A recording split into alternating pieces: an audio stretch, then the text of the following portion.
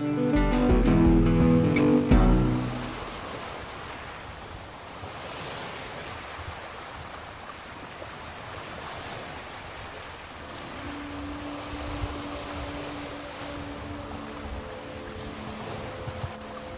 this whole thing started is I'm a boat captain, so I work on the water here in San Diego, and after big rains or just everyday accumulation of trash on the bay, I'm driving around and I'm seeing the trash in the water, and as a boat captain, you don't want to hit it, right? The plastic bags are one of our number one things that we're trying to avoid as a boat operator, because if it wraps around your engine, it can kill your engine, and these things are expensive. Boats are very expensive, so it's a traffic hazard for us, and it's an environmental hazard. So I'm seeing more and more trash every day, and I just I started making phone calls. I said, who's doing something about this? My boat is at risk. Everything's at risk. Tourism is at risk. The environment.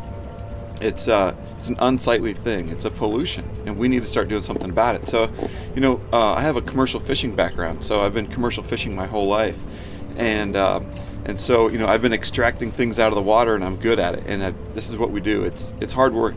Commercial fishing is hard work, and so I'm not afraid to work hard, and I know how to modify my boats to make things efficient. And I started asking questions, and nobody was doing anything about the trash. And I said, well, maybe this is what I'm meant to do here in San Diego. I have a skill set that kind of matches this exact thing. I can modify my boat and come up with a way to efficiently remove the trash out of the water and make an impact for everybody involved, and actually have an action item versus so much talk and so much policy and change and education. These things take a really long time. Every day that trash gets flushed out to the ocean.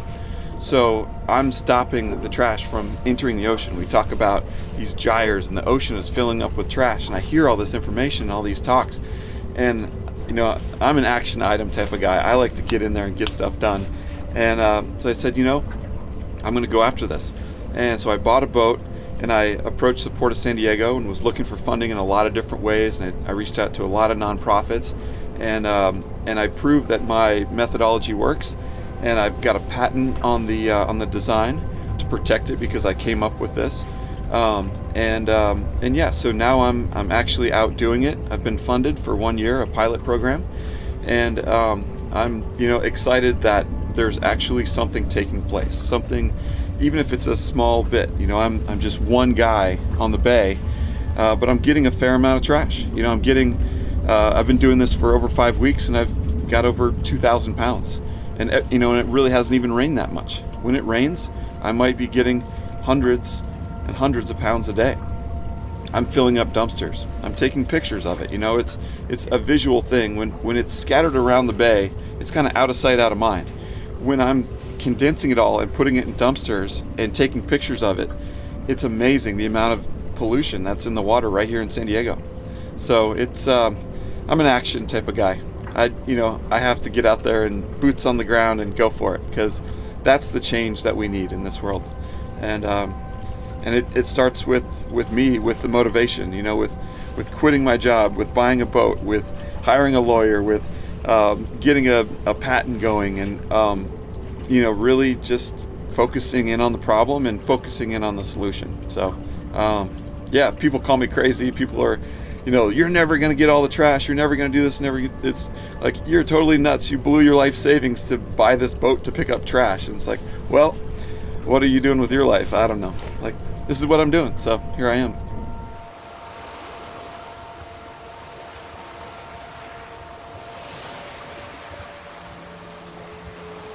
Well, I think that, in this capitalist society, or the society where everybody has a job, you go to your job, you get paid to do that one thing. And when you are not getting paid to do something that somebody should be getting paid to do, or is a job, people see the trash and they go, oh man, that's too bad. But I'm not going to stop what I'm doing and go do this one job. I have to get to my job and be a part of the economy that way. So people see it and they say, yeah, it's sad and it's gross, but they don't have the resources or the knowledge as well. I had to create this boat and I have a captain's license, and I have the piece of equipment to take care of the problem on a bigger scale. Because there is so much trash, someone goes and gets one piece of trash out of the water and they're like, yeah, I got some trash out of the water, that was great, but look at the tens of thousands of pieces that are still in the water. This needs to be a job for somebody. This needs to be just like a street sweeper, just like a garbage collector, that somebody needs to be allocated and the funds need to be there to go and take care of the problem. And the sad thing about this, and this is what I'm running into, is that there's no funding for the trash once it hits the water, right? It's no one's responsibility at that point. Different jurisdictions on waterways, and now that it's in the water, is it Coast Guard? Is it the Port of San Diego? Is it the city? Is it, no one really, there's never been laws developed around, okay, you're now responsible for the trash that's in the water. And that's where we're at right now. The trash amendments are calling for clean waters, and they're calling for a lot of stuff on land to stop the trash from getting to the water. Unfortunately, as we see, trash always kind of ends up in the water, whether it be people throw it in the water, the wind blows it in the water, whatever it is, the stuff accumulates. And there needs to be a paid position for guys like myself to go around and to make it a job and to go and get the stuff out of the water. And I consider myself the last line of defense before this trash gets flushed out to the ocean. So it's it should be a job. It should be a paying job. And hopefully with the trash amendments and a part of the TMDLs, the total maximum daily loads, and that we can establish skimming boats to be a part of that, a part of the solution to actively go and get the trash out of the water.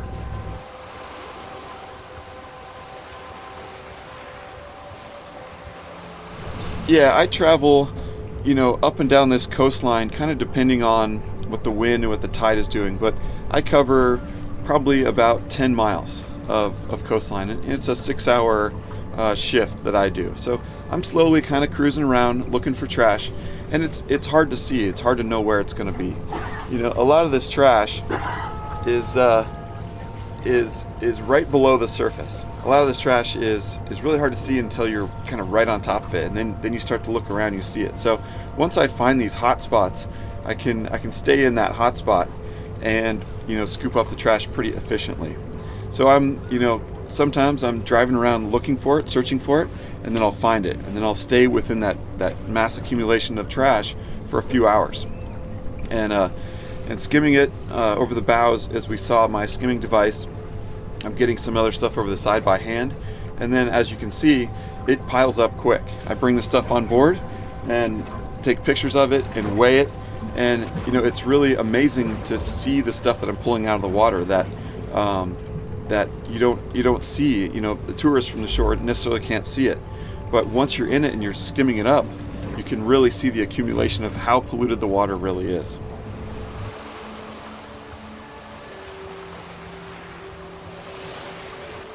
Right now, this is a pilot program. It's a 1-year pilot I've established with the Port of San Diego, and the goal here, I think, is to establish a baseline, because we don't really know how much trash is in the water. No one has really kind of done a schedule like I'm doing. So we've kind of set a schedule, and I'm out just collecting the data on that. So as far as this data and how we're going to use that to influence decisions going forward, I'm not totally sure. But we're going to have, say, a baseline. Say I get 20,000 pounds of trash out of the water, maybe 40,000 pounds. And I'm recording time, day, wind, rain event, how much it weighs, taking pictures of it, what it looks like, what I'm getting. So just kind of starting at the ground zero of what's out there, how much, how often, what am I finding, and then from there we can kind of make a plan to move forward. Like, yes, this skimming boat needs to stay in action. This is something that needs to be continuously on the bay as laws change, as education and awareness grows, as we cover our storm drains better, as we can kind of figure out how to stop this trash from entering the bay. I think that skimmers are kind of always going to be needed, just because trash will always end up in the bay. But I hope that I get put out of business. Let's say that. I hope that the trash stays on land and is taken care of adequately on land before it hits the water, because it's very expensive to get it out of the water once it hits the water, and it's really bad for the environment because I can't get it all. A lot of this trash floats, or all the trash that I get floats, but some of it sinks, right? Some of this trash actually gets barnacles and marine life on it, and it becomes heavy, and then it sinks to the bottom, where it's nearly impossible to know where it is on the bottom and then to remove it. So it's something that needs to be taken care of on land, and the stuff that does make it in the bay, I need to get that, and we need to really emphasize how important this issue really is.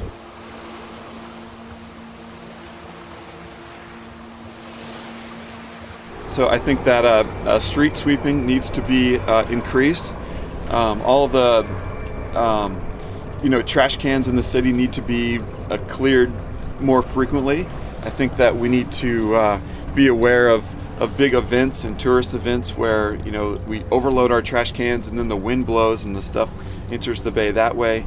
I think we need reduction. I think we need different product design for a lot of these plastics.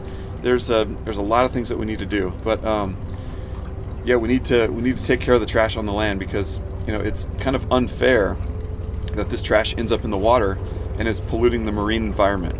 And the ocean gives us 70% of our oxygen that we breathe, and we're polluting it with all kinds of crazy trash and all the organisms that live there. It's kind of ridiculous. It's kind of pathetic that we use the ocean as a dumpster.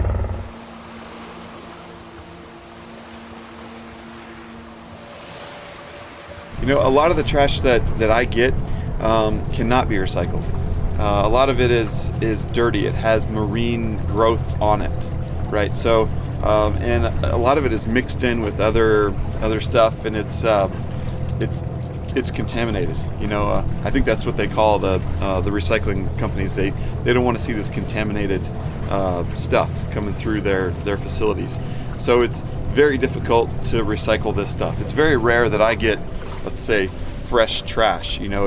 It's clean and it's this and that. So a lot of it is not able to be recycled. And if it were, I would have to hire another person on board or have people on land help me out and sort the whole thing. And there's potentially a biohazard thing, or I don't know about what this trash always is.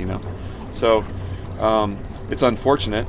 I put it in a dumpster and I believe it goes to a landfill, but I'm kind of considering myself the guy that's picking up the trash that should have been in the landfill to begin with, or should have been recycled. Like, we as humans had the opportunity to recycle this stuff, but now that I'm the last resort and I'm collecting it, and it's grown with marine life, and it attracts scum and attracts pollutants from the water, that it has to go to the landfill.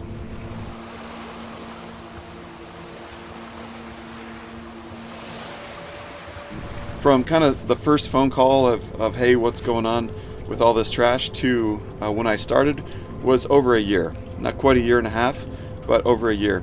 And there's a lot of stuff that needed to take place in between there, and to see who I was and talk about the opportunity and the funding and the contract and negotiations and all that stuff. It's action with as an employment thing. To create a job takes a long time to convince the right people that this is needed. So